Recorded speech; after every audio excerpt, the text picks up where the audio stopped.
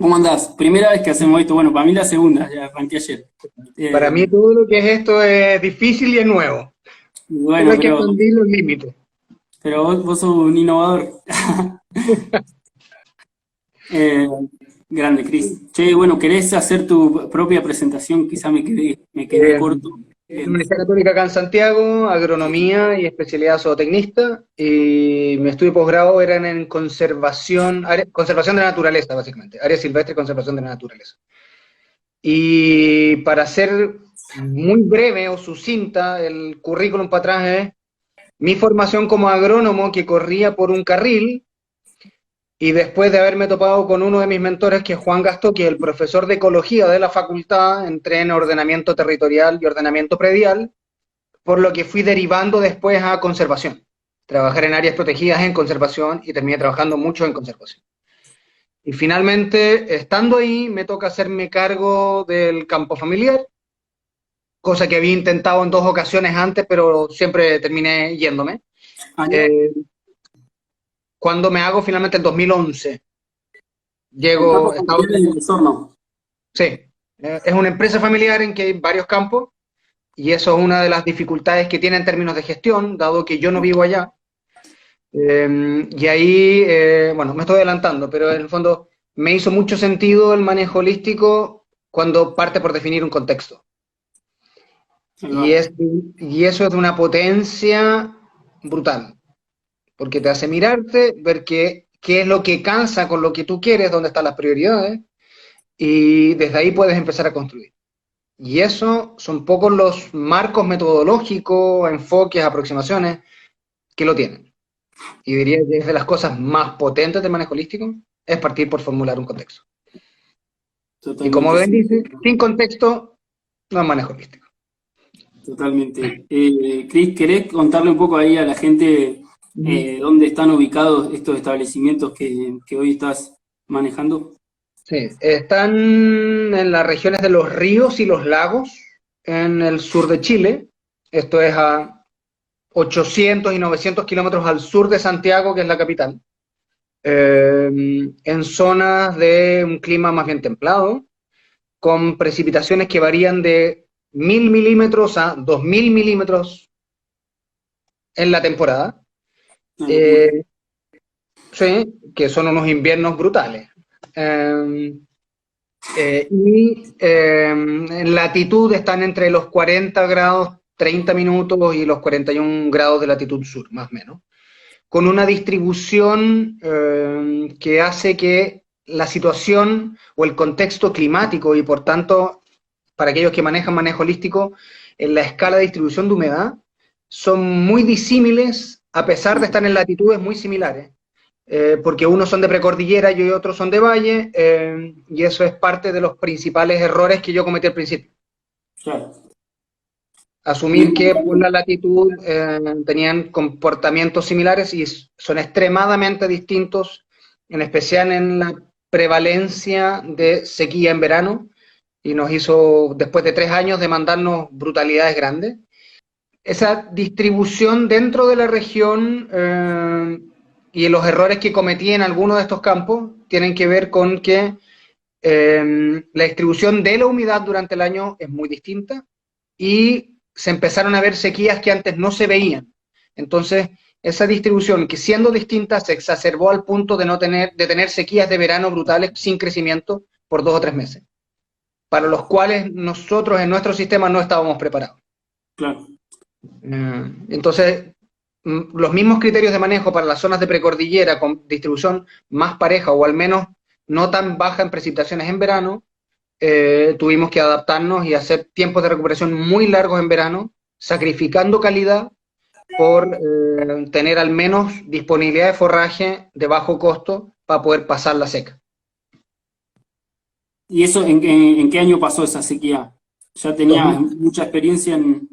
No, era el segundo año que estábamos haciendo manejo holístico. Nosotros manejo holístico, a ver, yo llegué en 2011 a hacer lo mismo que estábamos haciendo, olfateando las cosas que estaban pasando. Yo había estado con Piñeiro en Magallanes alguna vez y había leído algo del trabajo de Boissin algunos de los principios del PRB en términos de pastoreo los estábamos poniendo en práctica. Fue cuando vino Alan Savory a Puerto Madryn en el 2013, si no me equivoco, 2012 fue. 2012. Y ahí estuve con él, vi el trabajo que estaban haciendo, participé en un proceso de planificación de otras personas en un plan cerrado, si no me equivoco, y dije, ok, vamos. Y partimos en 2013. Y el primer año en este campo estuvo bien, pero el 2014 y el 2015 vinieron unas secas brutales, y ahí Pero, quedó de manifiesto la diferencia. ¿De qué venían ustedes? ¿Qué había en el campo? ¿Qué manejo había en el campo antes de arrancar? Ahora te congelaste tú. Son 5 campos que en total suman 550 hectáreas de pradera. Campos para nosotros es la unidad productiva. Ya a veces el campo es el potrero. Y lo que es una complejidad muy grande porque hay algunos que están a 2 horas manejando de un lugar a otro. No es todo junto. Sumando a que yo no vivo allá. Y eso es lo que me permitió el contexto al definirlo. En mi contexto, mi prioridad fue seguir con un vínculo muy fuerte en Santiago, porque mi hija está acá, y para mí eso era clave, y desde ahí yo tenía que construir una forma de hacerlo, la gestión del campo y de la empresa familiar. Claro, pero ustedes venían de un manejo clásico de esa región chilena. Clásico de la Por ahí, región. para la gente que no sabe qué es lo que se hace normalmente. Esa región es básicamente una región de bosques, bosques templados, en la ecorregión de selva valdiviana, en que lo que hay en términos productivos en agricultura o en ganadería fueron terrenos que se le ganaron al bosque desde los mapuches y la posterior colonización con muchos alemanes en su minuto. Y ahí hay básicamente una zona tambera por excelencia, mucha producción de leche y mucha producción de carne, pero en que el pastizal natural no existe. Es un disclímax creado por el hombre una Claro, vez que se sacó el bosque. claro, el ambiente natural no es de pastizal. Tú sacas las perturbaciones que haces por medio de los pastoreos o el uso de maquinaria, y eso tiende a bosque rápidamente. Se coloniza con especies pioneras muy agresivas, el maqui o Aristoteles chilensis u otros, que te empiezan a reclamar, y tú lo ves en las banquinas, como dicen ustedes, en la berma, como las especies arbustivas o arbóreas empiezan a reclamar lo que es suyo. Entonces es un régimen, o es un disclímax, o una composición de una comunidad vegetacional creada por el hombre. Y entonces, cuando vos llegás, cuando llegaste en el 2011, ¿qué era lo que había en ese momento? ¿Era un manejo convencional de la zona? Un manejo convencional, pero con un uso muy racional de insumos. O sea, teniendo un manejo de fertilización de mantención, un programa de fertilización de mantención,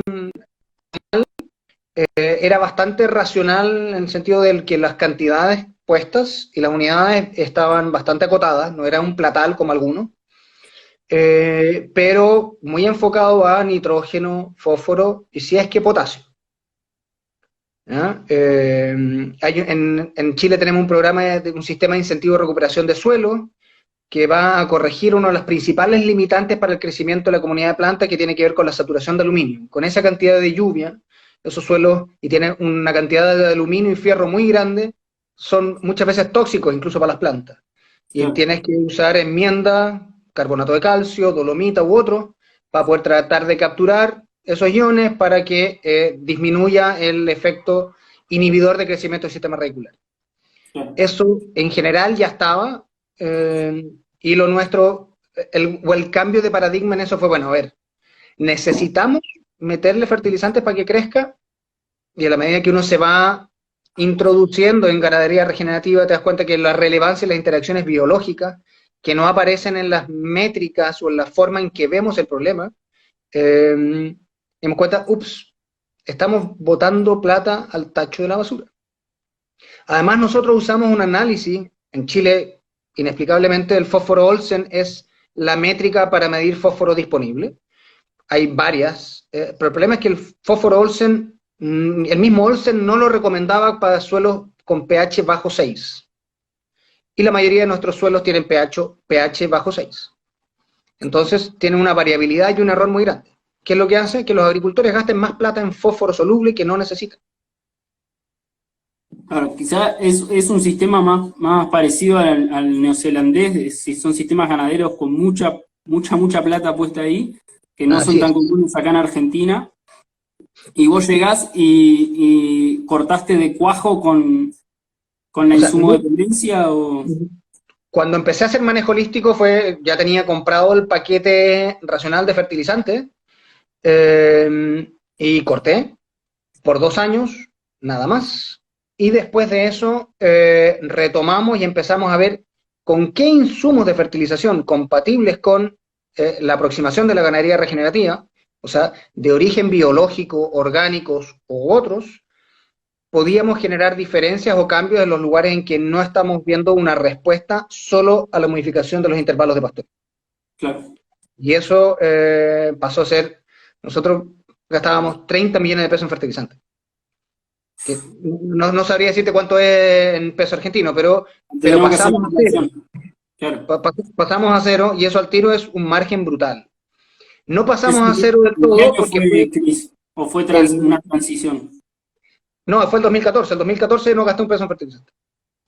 Qué increíble.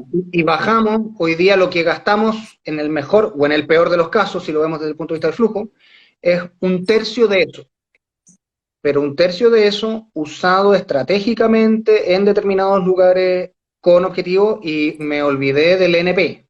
O sea, no es nitrógeno ni fósforo lo que estoy buscando, son bases, porque efectivamente la suma de bases que en general tenemos son bajas, son micronutrientes, son actividad biológica en los suelos, ya estamos probando con distintos insumos biológicos. Ahí vi que Bruno estaba mañana, Bruno fui compañero de él en el curso de permacultura con Eugenio Gras, ¿En gran dónde fue maestro ese México? fue en Chile, En Chile. ¿Por qué dije vino México? una ecoaldea Eugenio Me y ahí acuerdo, me conocí con Bruno. me acuerdo tus Eh, anécdotas ahí. eh, y todo el tema de la construcción de los EM, los violes, no sé qué, es una herramienta brutal que hay que explorar y es lo que estamos buscando nosotros. La industria ya se dio cuenta, ya está vendiendo estos insumos. Pero si nos podemos ahorrar plata, si el tema es que la plata no se la queden, que quede adentro del campo. $36.000 dicen que bajaste de insumos, de golpe porrazo. Eso fue 2014, eso fue de la mano con una intensificación A en el ver, pastoreo. ¿Hiciste cambios simultáneamente? fue de la mano con la planificación financiera. ¿Ya? Y eso de ahí salió la plata para inversión en infraestructura. O sea, sacamos plata que era gasto a inversión. Y ahí sacamos plata para arreglar agua, arreglar cercados y una serie de cosas que nos permitió implementar una intensificación y un cambio en el manejo.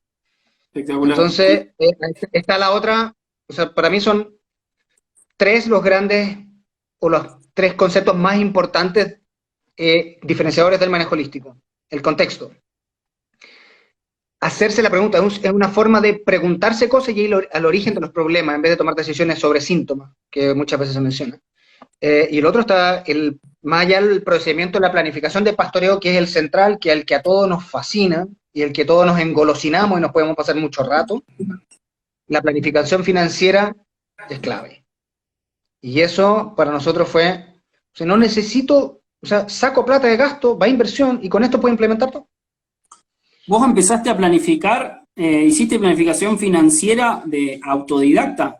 ¿O hiciste algún No, curso esto fue ahí? con José Manuel Cortázar en 2013, que fue una primera aproximación.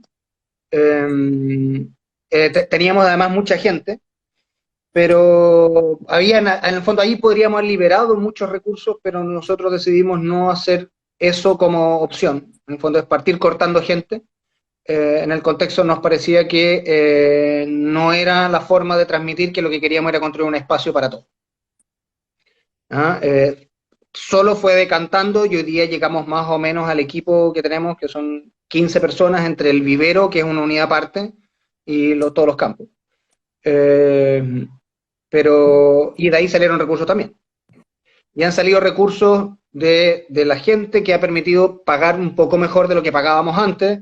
Y en el fondo ya hemos ido moviendo las cosas para hacer un uso mucho más racional de la plata. No es la receta que te dan los asesores o los que te venden, básicamente. Nosotros, por ejemplo, el gasto que tenemos en fertilización lo hacemos en los dos campos en que tenemos una superficie limpia o de praderas, dado que nosotros tenemos esta dicotomía pradera, bosque o monte, Claro. que su potencial productivo está muy por debajo del que eventualmente podría tener. Y donde, con los tiempos de recuperación y con el manejo, nos damos cuenta que la respuesta de la pradera estaba limitada por otro factor. O sea, dándole 120 días, no logrando el vigor y el stand de plantas deseables que queríamos, usemos los insumos en términos de fertilidad para apurar esto, porque además no me puedo dar el lujo de esperar 10, 15 años para llegar al clímax o a la mayor productividad de la pradera, porque si le meto el costo de la menor producción que tengo por esos 10 o 15 años, es una brutalidad. Que es lo que nos pasó en uno de los dos campos. Sí, un pragmatismo ahí, un poco de pragmatismo.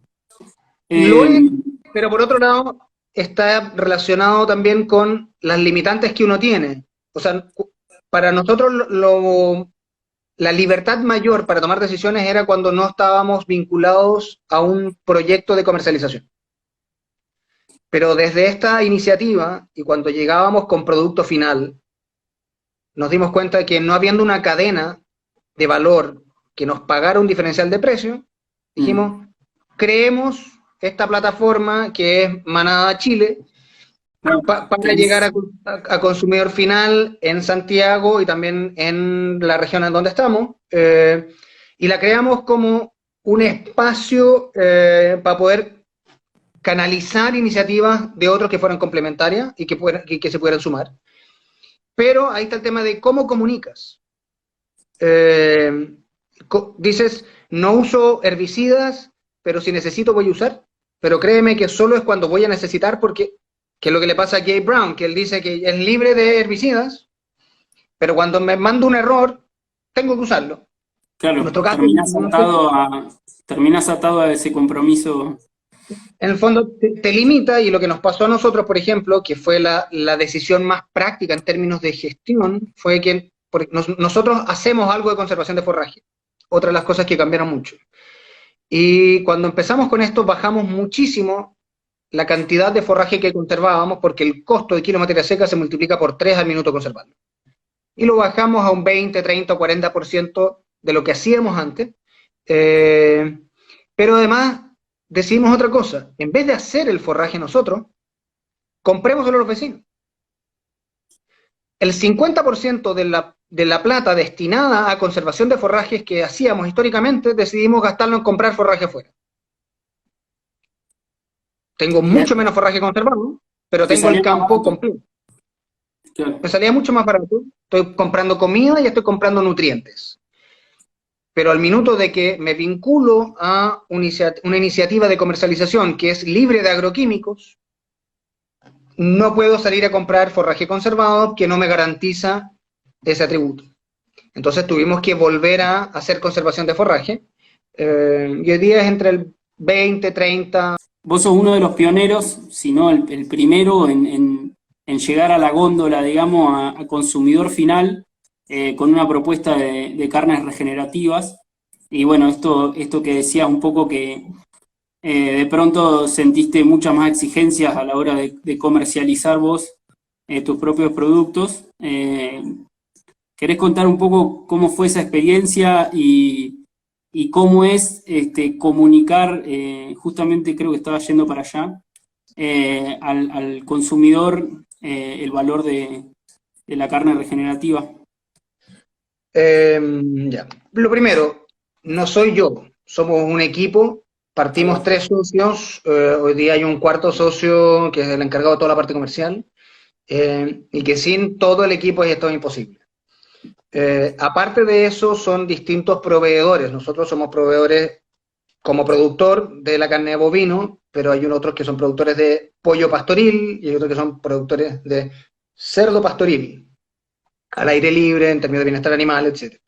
Entonces, básicamente estamos construyendo una plataforma de iniciativas que buscan producir de manera regenerativa, agroecológica, 100% pasto, distintos atributos diferenciadores en términos de bienestar y hacer mejor las cosas, y le estamos dando cabida dentro de Manada.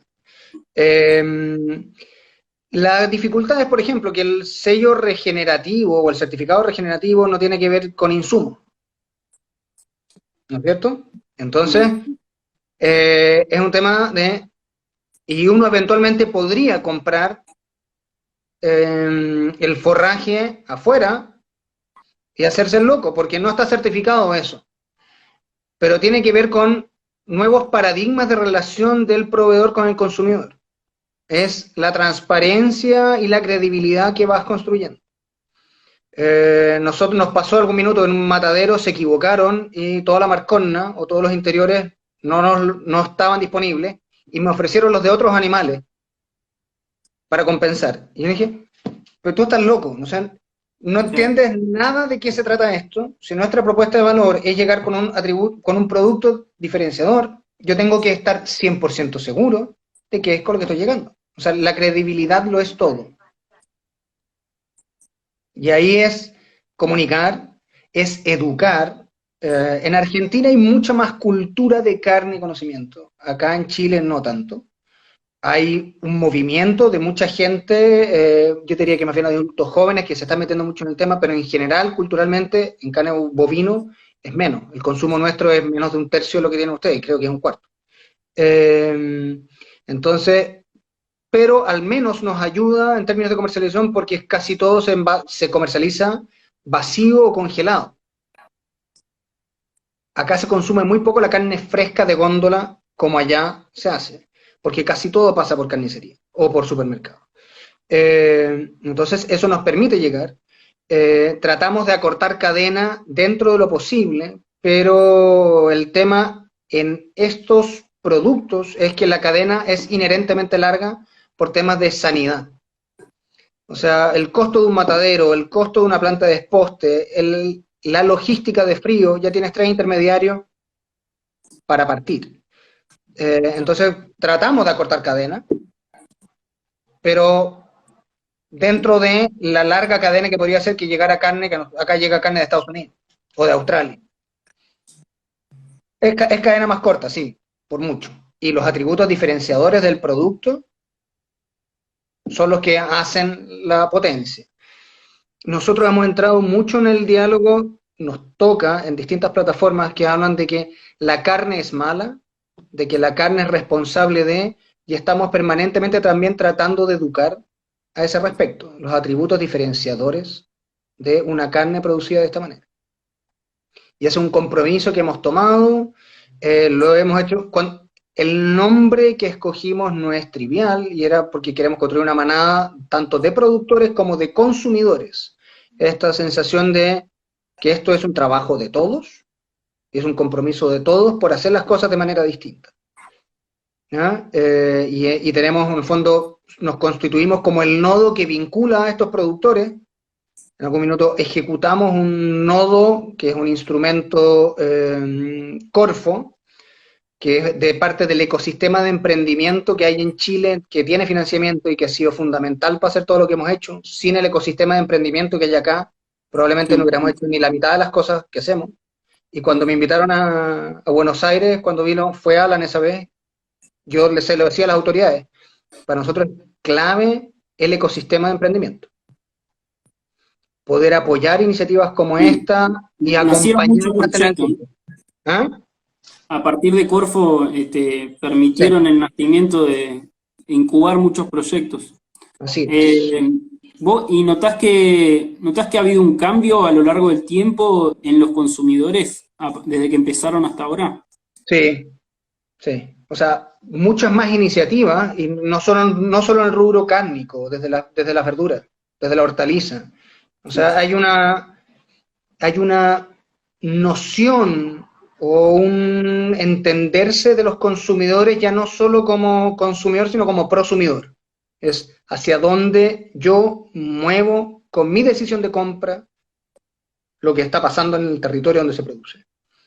Y eso ya se nota con bastante más fuerza que cuando empezamos. Siempre apelamos, educamos en ese sentido, pero ya en los últimos 3, 4 años que llevamos se está notando. ¿Eh? Qué bueno. Ahí preguntan si hay alguna diferencia con la carne convencional, de ¿En precio, qué? A ver, ¿a productor dices tú o en góndola? en góndola. Y a productor también, las dos Sí. preguntas A son ver, para eso. nosotros a productor le pagamos a mí como productor, por ejemplo, en el fondo como retailer o vendedor, a productor se le paga un 5% más de precio, ¿ya? Que no deja de ser. Y que es más o menos lo mismo en cerdo y pollo. Y en góndola, lo que pasa es que en góndola en Chile hay, yo te diría que 3 segmentos grandes. Uno, el gran volumen de carne que se comercializa en Chile es carne importada, categoría Choice con suerte, de Estados Unidos, Paraguay, Brasil, algo de Argentina. Que no tiene ningún atributo diferenciador, que la meten los principales comercializadores de carne, que son las 3 grandes cadenas de supermercados y hoy día además los industriales de la carne. Y eso podemos costar el doble que eso. Claro. ¿Ya? Está el otro segmento que es carne nacional, que tiene otros atributos, que está seleccionada por cobertura grasa, que tiene mejor infiltración, que es en donde nosotros vamos a competir. O sea, nosotros queremos hacer carne a pasto, pero sin sacrificar los atributos de calidad.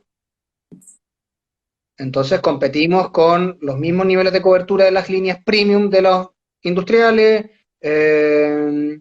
con una raza de carne. En Chile mucha de la carne que se consume es novillo de lechería, terminado en patio, en feedlot. Entonces, las líneas premium son las que son más bien ganado de carne, con buena terminación, etcétera, que es ahí donde tratamos de competir, terminando pasto. Y por eso es clave, y me voy para atrás en términos de, es que tenemos que tener una genética que nos permita terminar a pasto con bajo requerimiento. Si metemos razas continentales, grandes, ir por los kilos, no logramos la cobertura para poder tener una buena infiltración grasa y una buena calidad. ¿Y ustedes están haciendo su propio trabajo genético o con qué raza Sí. están? Básicamente es Angus, es un híbrido con Angus. Sobre lo que está construido es el overo colorado, el clavel alemán, una raza doble propósito que está en todo el sur de Chile. Y nosotros teníamos sobre eso Angus, Hereford, Simmental, un purrí de razas cárnicas, algo de Blonde d'Aquitaine, algo de Charolais. Y los últimos 6 años ha sido Angus, Angus, Angus, construyendo un rebaño de madre. O sea, una buena relación del tamaño de la madre con el ternero destetado. Y recién este año metiendo ya más bien cruzas terminales de Angus para buscar algo más de desarrollo. Bien, y con la terminación tienen problemas, o sea, el hecho de que sea 100% a pasto, te lleva mucho tiempo. Sí, a ver, voy más atrás. ¿Qué es lo que nos pasaba? Por ejemplo, en campo de precordillera, históricamente nosotros paríamos me están tocando el timbre, paríamos entre julio y septiembre, pleno invierno, en un lugar en que te llueven 2.000 milímetros en el año, condiciones complejas de parto. Y en el campo base nuestro lo lográbamos llevar bien, pero hay 2 campos que están más arriba, más de precordillera, que sí que fueran más complejos, y en uno de ellos los tasa de ternero nacido vivo que sacábamos era muy, muy baja. Teníamos mucha mortalidad por las quebradas, por agua, por neumonía, pues se nos quedaba atrás los animales, etcétera. Y nos cambiamos a parto de verano. Y pasamos de tener un 65% de señalada o ternero nacido vivo, terminado el parto. Permiso, son insistentes. Pasamos a tener un 92, pariendo en verano y destetando a la salida del invierno. ¿Quién será? el conserje está... Bueno, Enojado. hicimos eso. No estaba violando la cuarentena ni nada, ¿no? No, estaba asustado por eso. Eh, y, eh, y eso hoy día nos está permitiendo, estamos saliendo con vaquilla gorda terminada, nacida en verano, que sale al verano subsiguiente con 415 kilos. Acabamos de hacer la primera faena de eso en 24 meses. Y con muy buena cobertura, estamos haciendo, son 2 años. No nos da para hacerlo en 18 meses, que es lo que normalmente uno logra hacer cuando le mete grano y una serie de otras cosas. Pero 415 kilos de promedio vivo es un buen para faena. Eran 430 el bruto, aproximadamente eran 415. Y lo que nos pasa es que efectivamente a veces tenemos animales terminados que tenemos que esperar para poder sostener el flujo.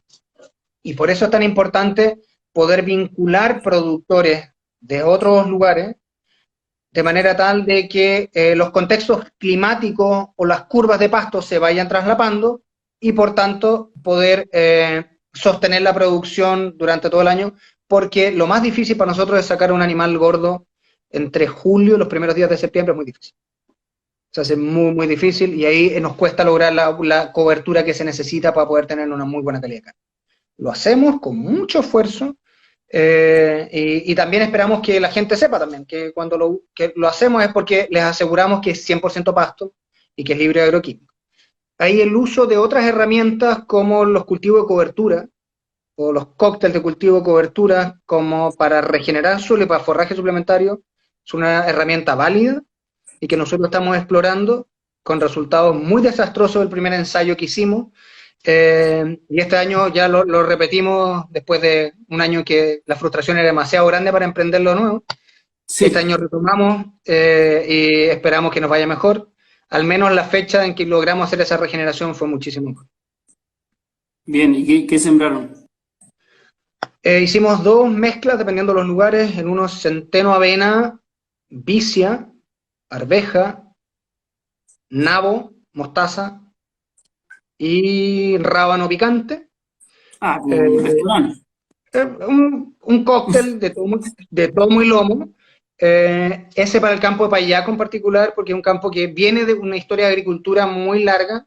Ya va mucho mejor, pero me parece que es una buena herramienta esta para suplementar agosto y si logro traslapar bien con una mezcla para verano, febrero-marzo, que son los 2 puntos críticos donde estoy haciendo la recría y donde espero que no se me caiga la ganancia. Entonces, tiene un objetivo estratégico para poder dejarlo para esos periodos críticos, para no usar forraje conservado en esa época que me dispara los costos muchísimo.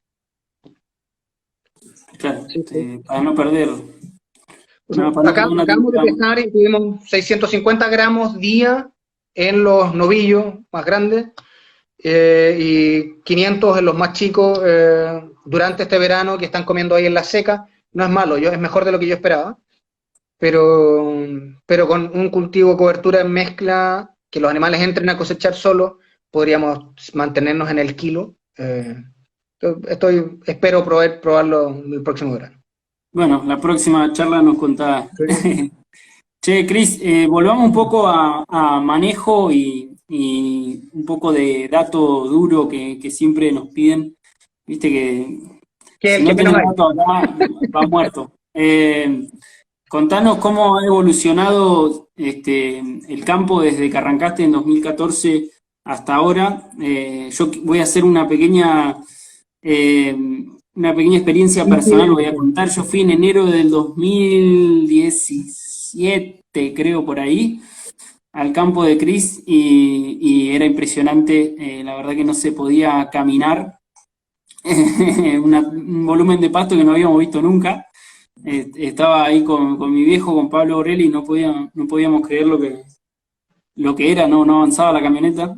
Y bueno, por eso siempre que nos preguntan a qué nos referimos con un pastizal denso y abundante, bueno, te hacemos referencia ahí a tu campo en Osorno. O sea, Es una característica de las praderas de esa zona. Lo que pasa es que tiene un pic de producción muy marcado. Ujú. Para empezar, o sea, nuestra comunidad de plantas es una comunidad de plantas C3, no hay C4. No hay plantas de verano, son puras plantas de Claro. invierno, que tienen su pic en primavera y parte del verano dependiendo de la distribución de humedad. Entonces, pero nosotros nos traslapamos esas dos curvas que tienen casi todos en la cuenca del Salado, por ejemplo, etc. Entonces, ahí es donde tenemos la mayor producción de forraje. Claro. La cosa es que muchos de los productores convencionales lo que hacen es quemar todo y hacen una regeneración sobre suelo descubierto y lograr la densidad del pastizal que logramos todos aquellos que manejamos sin agroquímicos, sin quemar la comunidad de plantas que hay, es muy difícil.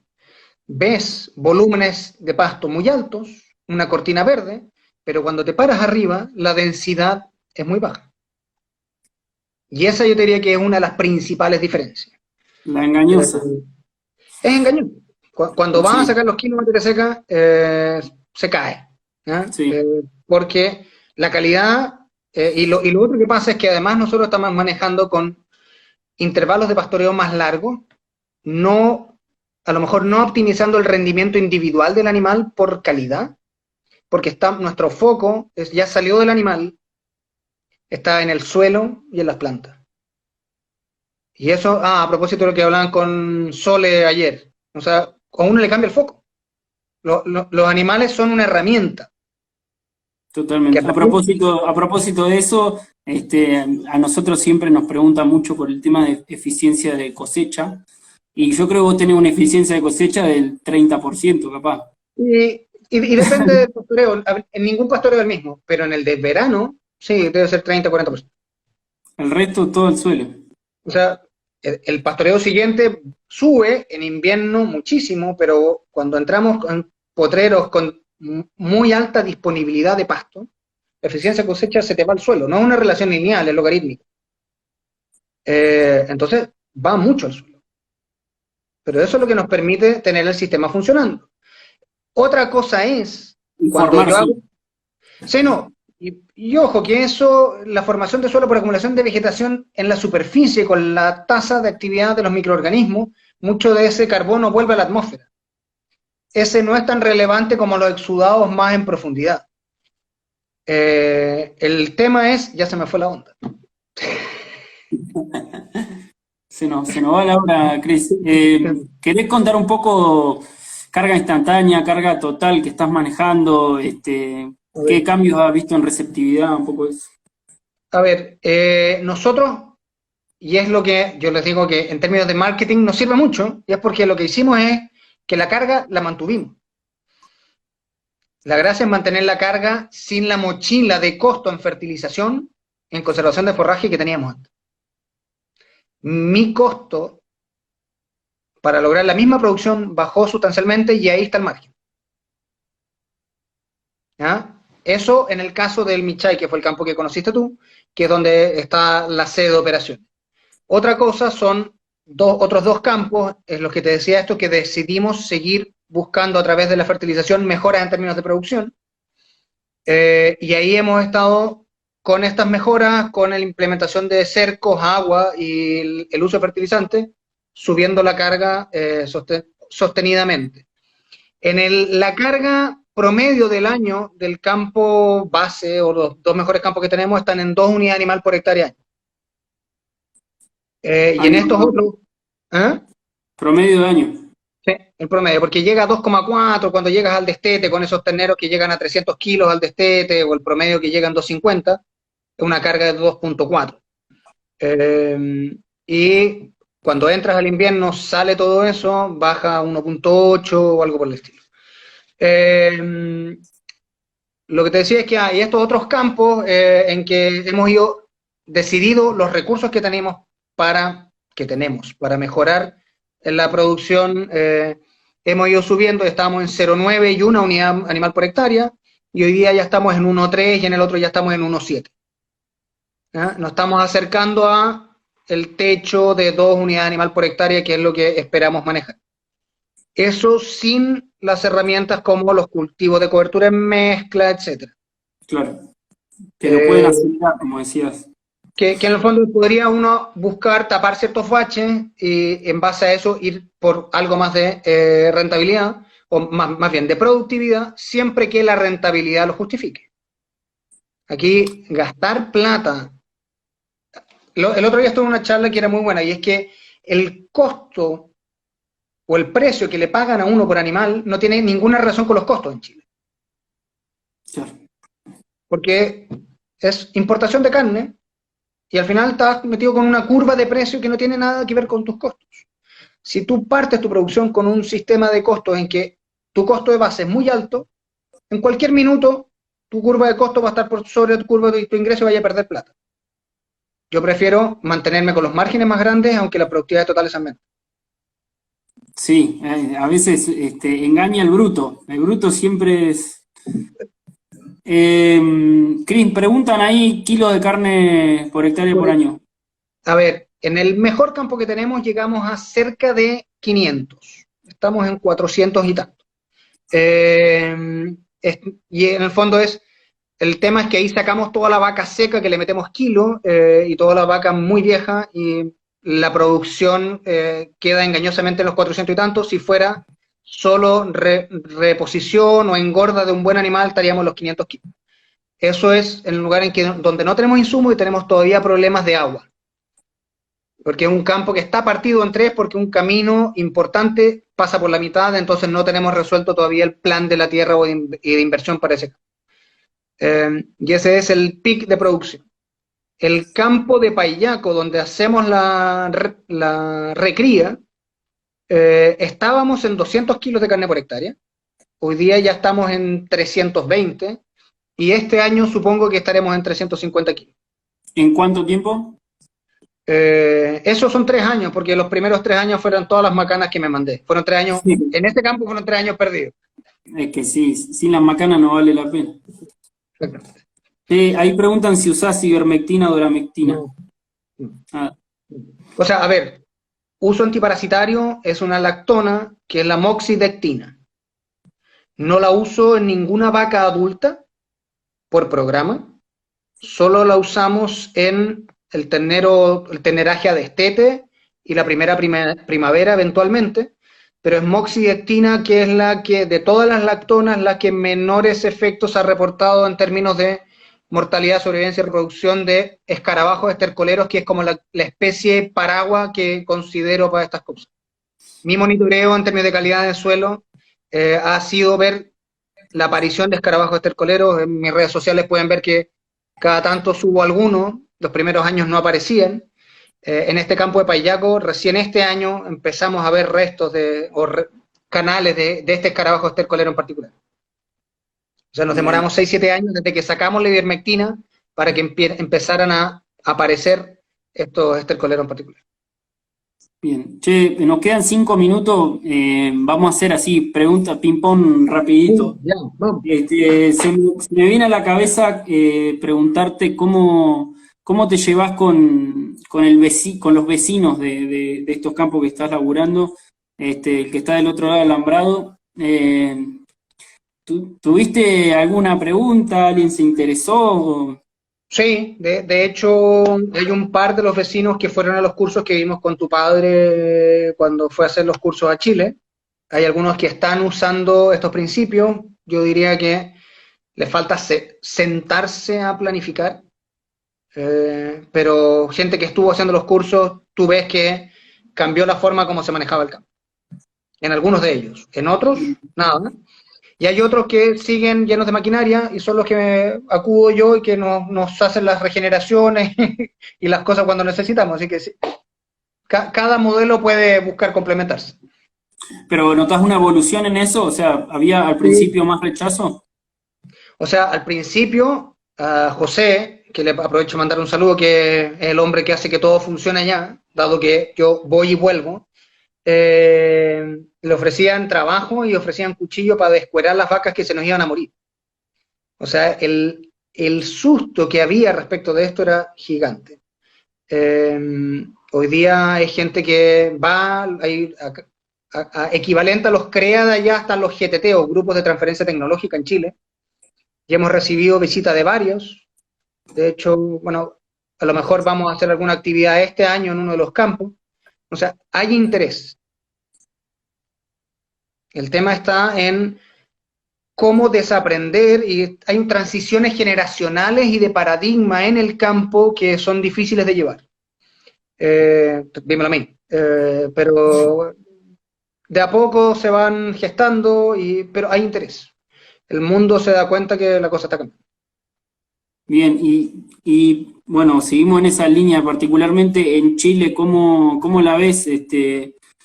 Bueno, todo el tema político que vino pasando y ahora con el coronavirus, ¿cómo está el contexto para el avance de estos principios y de estos sistemas? O sea, a ver, esto es como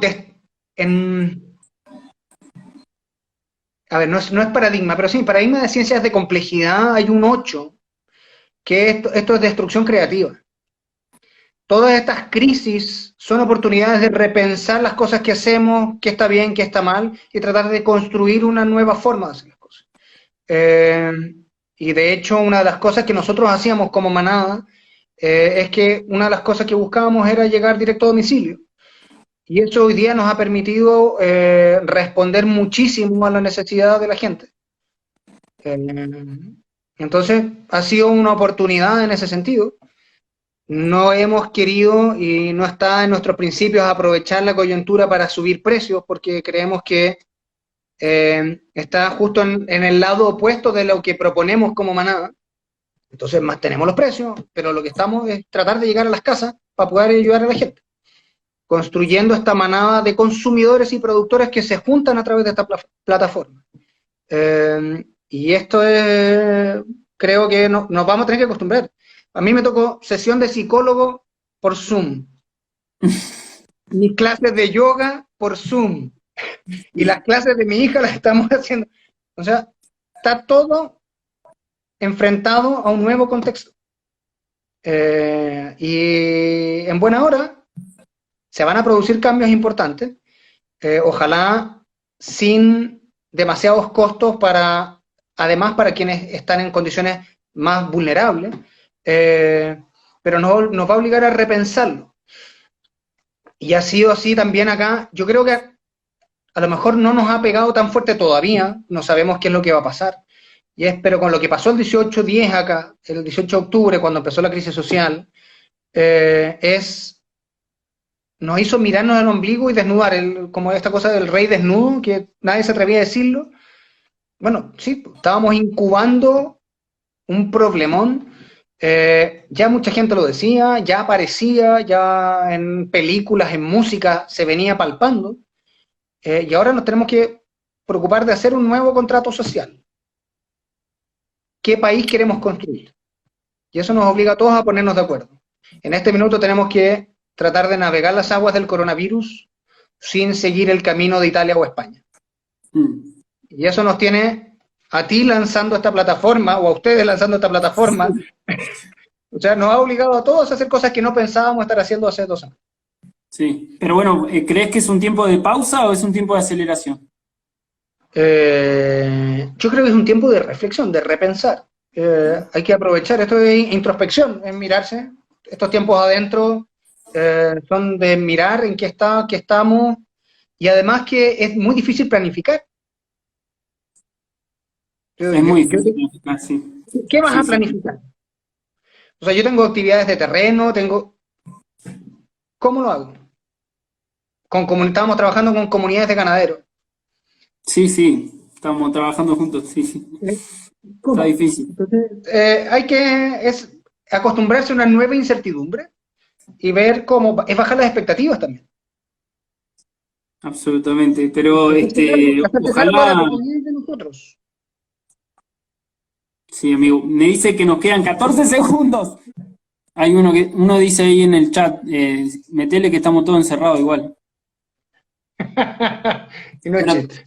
También está el campero que me corrió con que a las 4 de la tarde estaba trabajando. Qué suerte tiene él. ¿Cómo haces el seguimiento de los movimientos de la hacienda? para aquellos que están familiarizados con el manejo holístico, hacemos la planificación del pastoreo.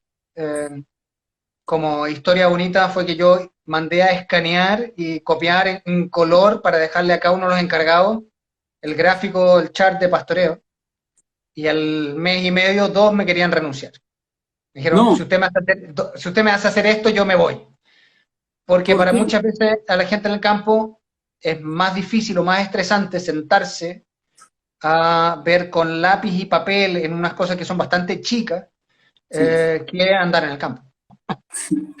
Oye, lo que te decía, que ellos eran mucho más estresante o difícil eso que cualquier otra cosa. En parte aparecieron, por ejemplo, problemas oculares que no estaban diagnosticados, que para ellos sentarse a ver estas cosas chicas no podían porque tenían problemas en la vista que no habían sido corregidos. Entonces, lo que hicimos fue armar una ficha a la donde volcamos la información de la planificación y ellos sí pueden llenar mucho más fácil qué es lo que sucede en la realidad para después ponerlo en el chart de pastoreo. Bueno, Entonces, creamos un estado intermedio para interesante. poder hacer eso. Bueno, te vamos a pedir ayuda a vos, Cris, y bueno, a los que quieran aportar de su experiencia, porque vamos a hacer una agenda, ahí también con los chicos de Escuela de Regeneración, vamos a hacer una agenda de bolsillo, donde se pueda transferir toda la info de la planilla de pastoreo, así no reniegan más ahí Sí, los gauchos. sí. ¿Eh? Es clave porque muchas veces este modelo fue desarrollado para el agricultor que hacía todo, es una sola persona. Y en nuestra Claro, realidad muchas veces es distinta. Está el gaucho, está el encargado, está el guaso, y hay el que guaso. facilitar el proceso de aprendizaje, de toma de decisiones y de flujo de información. Y hay que adaptarse Bien, también. Esto es manejo adaptativo en sí, todo. Manejo adaptativo en la planificación, absolutamente. es manejo adaptativo con la gente, y bueno, hay que generar información. Sí, hablando de generar información, me quedó también la pregunta de, vos fuiste uno de los primeros en zonas húmedas que empezó a monitorear en su momento con con lo que era GRAS, que ahora es EOB, es un sistema de verificación de resultados ambientales. Fuiste uno de los primeros que arrancó. Quería preguntarte cómo ha sido la evolución desde que empezaste a monitorear, qué cambios viste, si El, llegaste a hacer una segunda medición. No sé. sí, lo hicimos, de hecho. El principal cambio es la cantidad de leguminosas en la composición de la pradera. O sea, a diferencia de la cuenca del Salado o Argentina, lo que yo he visto, el trébol rosado o el trébol rojo, que le dicen ustedes, acá sale naturalmente. Y cuando los intervalos de pastoreo aumentan, aparece y se da las condiciones para que exprese estos picos de crecimiento y empieza a ser significativo su aporte dentro del manejo de la pradera. Dependiendo de la zona, hay otras leguminosas que aparecen también. En este caso, nosotros no hay tanta medicago y otras cosas, pero sí hay 3 tréboles. El dubium, que es el primero que aparece, después está el blanco y el rosado o rojo, como le dicen ustedes, pasa a ser significativo dentro de la composición de la. Y eso fue muy grande lo que observamos en los 5 años. Y desafortunadamente la ubicación de los monitores de largo plazo no fue del todo buena. Por eso ahora los corregimos y lo ubicamos para el EOB en otros lugares mejor. Y estamos haciendo en el campo de Payaco, en particular con la Universidad Austral, una tesis de posgrado y varias de pregrado en que se están viendo distintos parámetros. Uno de ellos fue composición con 2 intervalos de pastoreo. Y para la sorpresa fue que el intervalo pastoreo más larga lograba cambios en composición significativos en una sola temporada de crecimiento. Primavera, verano, otoño, y ya notabas cambios en la composición. O sea, no estamos hablando de un ciclo de establecimiento y crecimiento, sino que especies que estaban presentes, por darle más tiempo de recuperación, lograban ser monitoreadas y mover la comunidad de plantas hacia especies más deseables de alguna manera. Y ahí están haciendo varias cosas entretenidas con microorganismos. Estamos ellos están buscando indicadores biológicos, y por ejemplo, los colémbolos por la sensibilidad a distintos usos de insumos, se pueden usar como especie de indicador o paraguas, y pulsos más largos de pastoreo generan muchas mejores condiciones para la sobrevivencia de colémbolos en épocas de sequía. Entonces, hablaría de que la comunidad de microorganismos en el suelo también tendría condiciones mejores para sobrevivir y para pasar las épocas secas. Entonces, se están generando datos, ahí el profesor Máximo Alonso de la Universidad Austral, con algunos también incluso de microbiología, están buscando cepas de micorriza y distintas cosas que están presentes. Se están haciendo hartas cosas bien buenas, y el campo de nosotros de alguna manera está abierto para poder hacer todo ese tipo de investigación o generación de información. Qué interesante cómo se abre un mundo nuevo, ¿no? Donde somos bebés todavía, está todo para aprender. Si es el cambio de lente con que miramos el suelo. A nosotros en las facultades nos enseñaron que era un problema de química, y el más audaz hablaba que había física de por medio. Y hoy día todo el mundo de la vida, toda la biología, es un campo a descubrir y poner al servicio de la producción, y nosotros meterlo dentro de nuestras decisiones. Y por eso manejo regenerativo es el suelo como un sistema vivo, y pegar ese salto de cambio de paradigma, y después el suelo como sumidero de carbono. Y eso son, yo diría, a propósito de lo que decía, ¿cuáles son las cosas que unen distintos enfoques? Eso es el centro. Hacia los bordes pueden haber muchas diferencias. Centro es... ¿Cómo pensás que están, nombraste la Universidad Austral, nombramos la Universidad Católica ahí de Chile, ¿cómo pensás que están reaccionando la academia y las instituciones públicas en Chile al nuevo paradigma, si se quiere, productivo? A ver, están reaccionando lento, como toda universidad.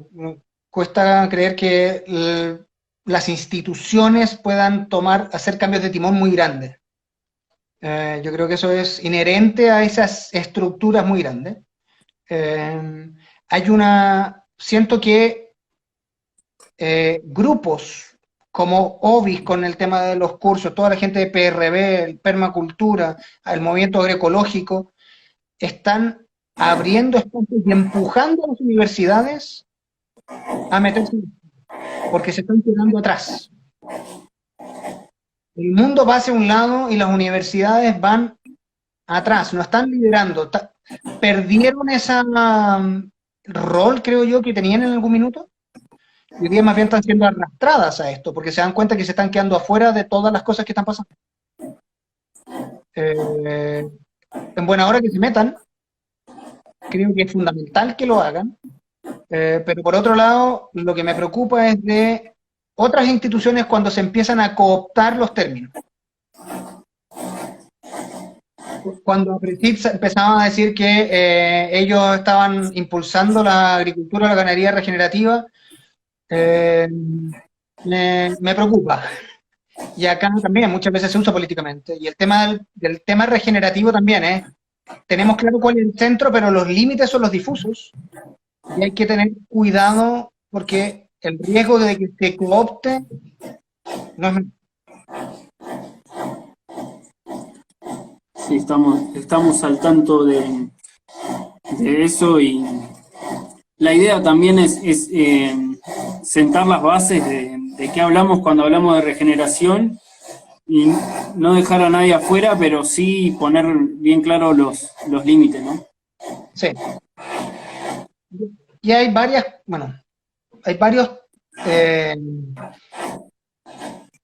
lugares donde se intersectan muchas cosas,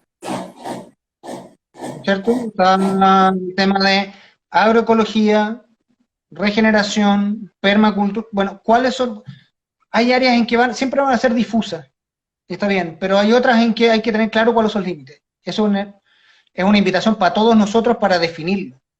Sí. No sé si podremos hacerlo, no sé si nos cabe a nosotros el rol de hacerlo, pero hay que poner límites, no sé, hay algo ahí que a toda la gente del movimiento, que es una invitación para poder definir hasta dónde. Sí. Sí, yo a mí por lo pronto me gusta pensar en en los puntos que tenemos de contacto, más que en la diferencia, ¿no? Un poco lo que hablaba hoy Jacobo. Yo escucho hablar a cualquier persona referente de la agroecología y es un idioma, un lenguaje tan similar y un enfoque tan similar al que por ahí tenemos nosotros, que bueno, me entusiasma muchísimo desde ese lado y creo que hay mucho para construir y para abrir el paraguas.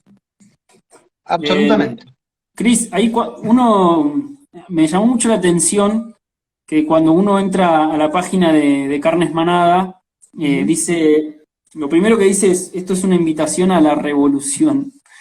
Me parece que es una polémica interesante. Quería preguntarte a qué revolución te referís. Tiene que ver con desde cómo nos alimentamos y saber dónde está la comida. O sea, es la invitación de dejar de ser consumidor y prosumidor y saber el poder que tiene tu decisión de compra. El saber de dónde se origina lo que llevas a la boca y lo que pones en el plato de comida de tus hijos. Y creemos que en el caso, por ejemplo, de las proteínas animales es más complejo, tienen toda una cadena que es complicada, que tienes que pasar por mataderos, plantas, cadena de frío, una serie de cosas que en el caso de las hortalizas no es tan complejo. Entonces, es un desafío muy grande, y la revolución es, bueno, volver a saber de dónde se está produciendo, generar impactos positivos en el territorio, pasar de un paradigma de la degradación a uno de regenerar. Y eso es un desafío. Pero en el fondo no está Manada solo, o sea, todas las iniciativas que están relacionadas a esto están en lo mismo. Y tenemos que buscar la forma en cómo educar también, porque hay un tema de una inercia. En Chile el 85% del consumo de los hogares cae en el supermercado. ¿Y cuántos niños creerán que la leche viene de la caja o que todo tiene que ser con plástico? Nosotros, es un tirón de orejas para nosotros. O sea, la conversión de carne tiene que ser en base a plástico. Todavía no encontramos proveedores de los packaging con calidad alimenticia para ser vacío que pueda ser compostable o reciclable. Pero en el caso de las hamburguesas, por ejemplo, estamos usando un film que es compostable. O sea, buscar todo lo que está detrás de la economía circular dentro de los procesos también es un desafío. Al final de cuentas es tratar de meter adentro todo lo que el paradigma económico convencional lo dejaba fuera como externalidades. Totalmente. Y si no lo puedes resolver, al menos ser consciente y estar buscando la forma de cómo abordarlo más adelante. Sí, me hace acordar mucho a cuando estuvimos en la Asamblea de Regeneración Internacional y pusimos cuáles eran las... saludar a Archilia, que la vi por ahí, creo. Ahí va. Cuáles eran las urgencias más grandes que teníamos como colectivo regenerativo, si se quiere. Y decían educación, viralización del mensaje regenerativo, financiamiento y desarrollo de casos de éxito, ¿no? Una plataforma con casos de éxito. Esas son las cosas que me quedaron más ahí en la mente cuando terminamos esa reunión y creo que con todo tu trabajo, bueno, y el del equipo, estás abarcando buena parte de esas cosas. Y qué importante que es, además de producir y de vender, si en el camino se puede educar al consumidor, es un montón. O sea, lo establecimos como propósito y por eso estamos permanentemente trabajando en esa línea, participando porque no hay otra forma, creo. Si es que queremos construir una verdadera manada, tanto de productores como de consumidores, hay que abarcarlos a ambos. Lo que queremos es que se conozcan, que sepan de dónde viene la comida que están poniendo en la mesa. Tenemos que educar para un lado y para otro a los productores, decirles que no están produciendo materia prima. Tienes que entender que tiene que llegar como un producto, que hay atributos que la gente valore, que eso es lo que tenemos que hacer. Muchas cosas buenas y malas finalmente vienen de los núcleos urbanos. ¿Vos sentís el mismo ruido que yo? Creo que me están taladrando en la pared. Sí, te la están taladrando.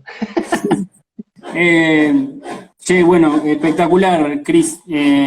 Ahora sí, capaz que ya es momento. Tengo algunos comentarios lindos ahí en el chat. Uno que dice que la economía no tiene contexto, que por eso llegamos a donde llegamos. Hay uno que dice, ¿cómo es el andamiaje para llegar a la puerta del consumidor? Creo que eso lo charlamos un poco, pero bueno, si querés hacerle un resumencito.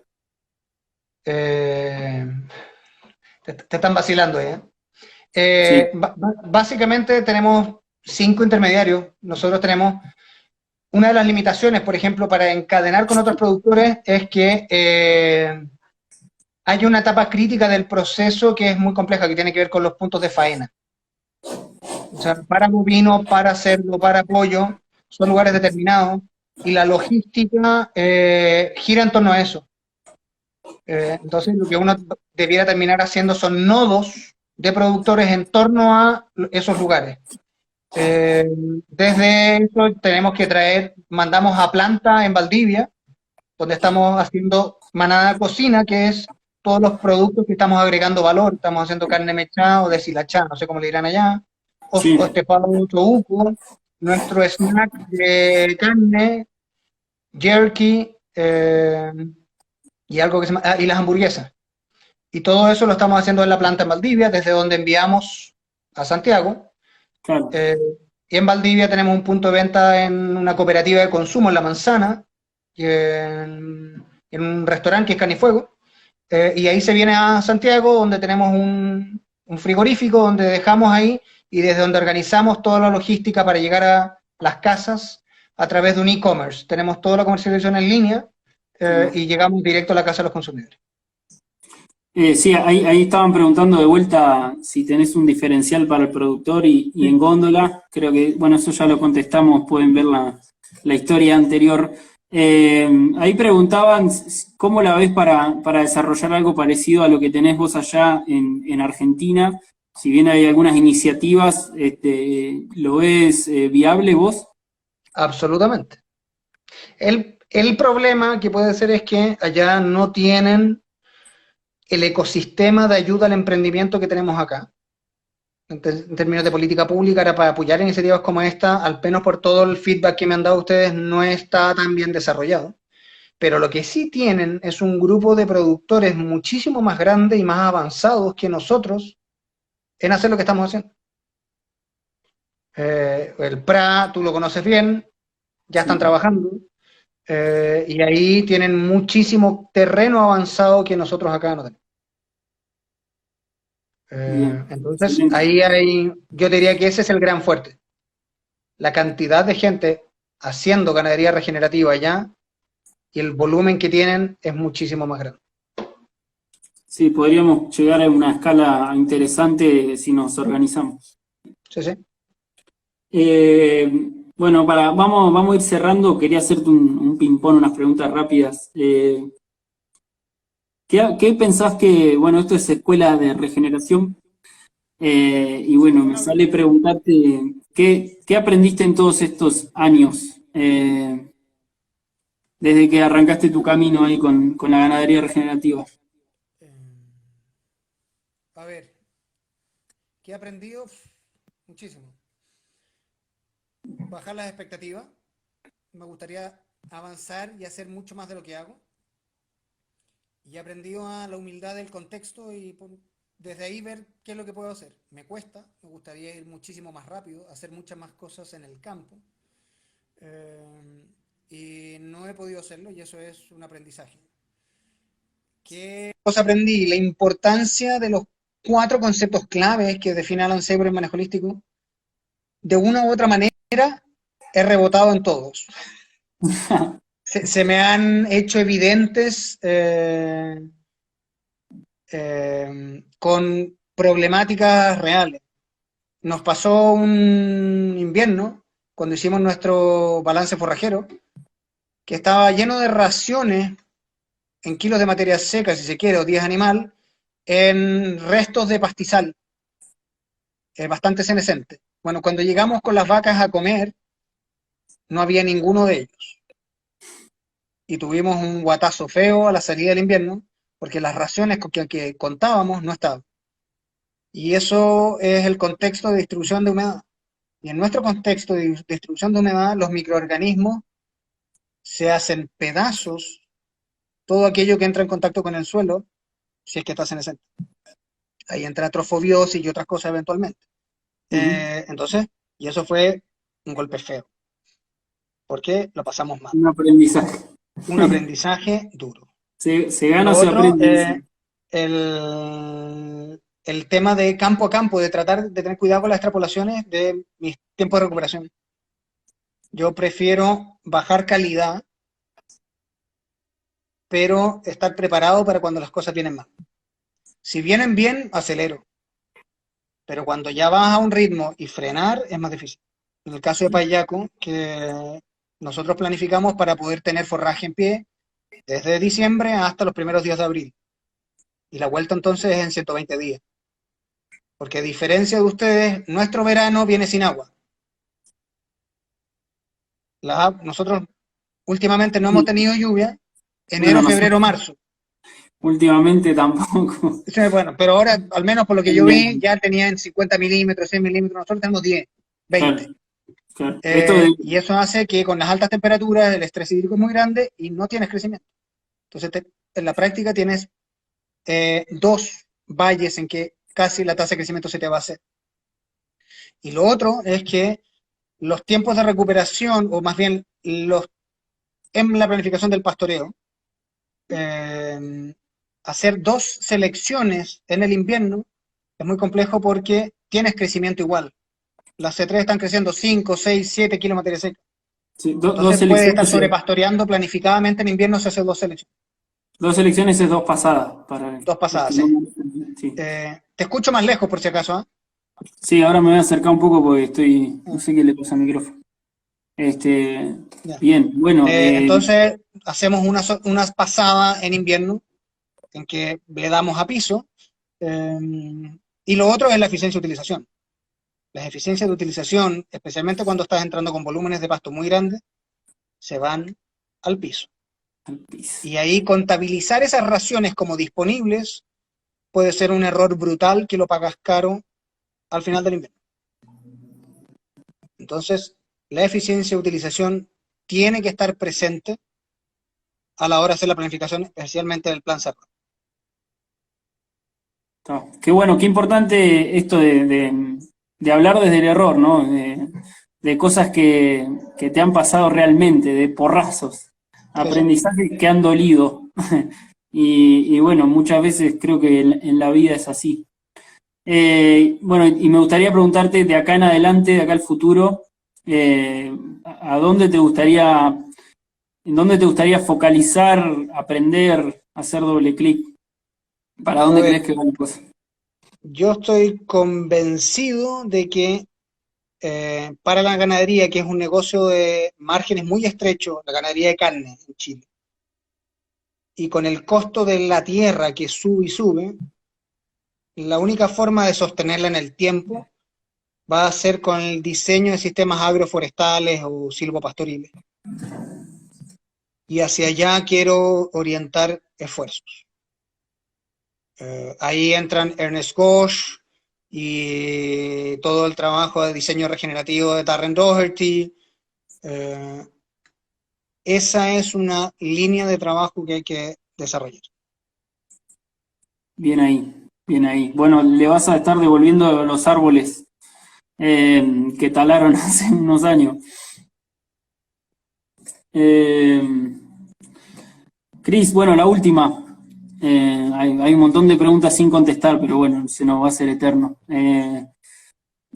Si tuvieras algún productor del otro lado que está interesado en estas prácticas y todavía no se anima a empezar, ¿qué le dirías?